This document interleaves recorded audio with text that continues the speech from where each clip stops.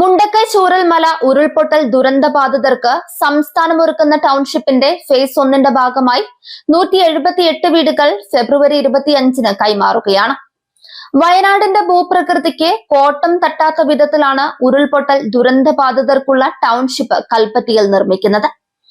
കൽപ്പറ്റ വില്ലേജിലെ എൽസ്റ്റൺ എസ്റ്റേറ്റിലെ 64 ഹെക്ടർ ഭൂമിയാണ് ഇതിനായി സംസ്ഥാന സർക്കാർ ഏറ്റെടുത്തത്. 1662 ആളുകൾക്ക് പാർക്കാനാവുന്ന തരത്തിൽ ആകെ 410 വീടുകളാണ് ഈ ടൗൺഷിപ്പിൽ ഉണ്ടാവുക. വീട് പൂർണ്ണമായും നഷ്ടമായവർക്ക് പുത്തൻ വീടുകൾ കൈമാറുന്ന ആദ്യഘട്ടത്തിൽ 178 ഭവനങ്ങളുടെ നിർമ്മാണം പൂർത്തിയായി.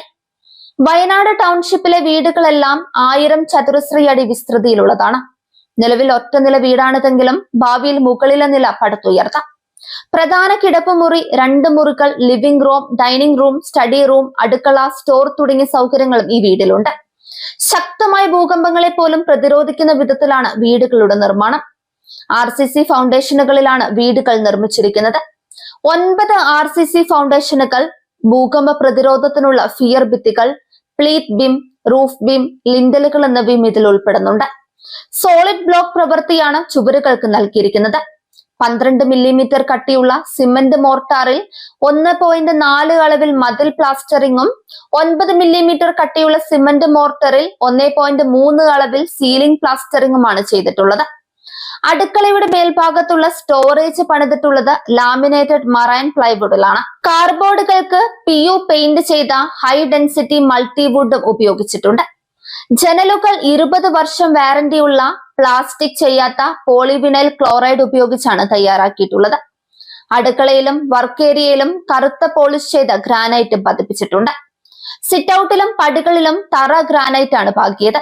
ശുചിമുറിക്ക് ഘടിപ്പിച്ച തീയും ചൂടും പ്രതിരോധിക്കുന്ന FRP വാതിലിന് 10 വർഷത്തെ വാറന്റി ഉണ്ട്.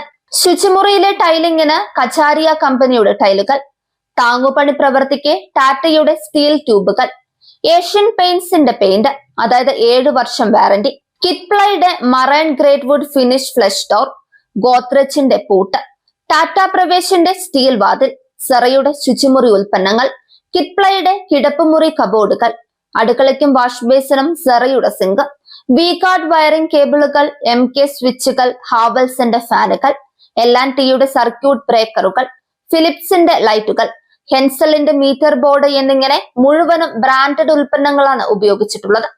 വീടുകൾ മാത്രം നിർമ്മിച്ചു നൽകുന്ന പദ്ധതിയല്ല കൽപ്പറ്റയിൽ വിഭാവനം ചെയ്തിരിക്കുന്നത്.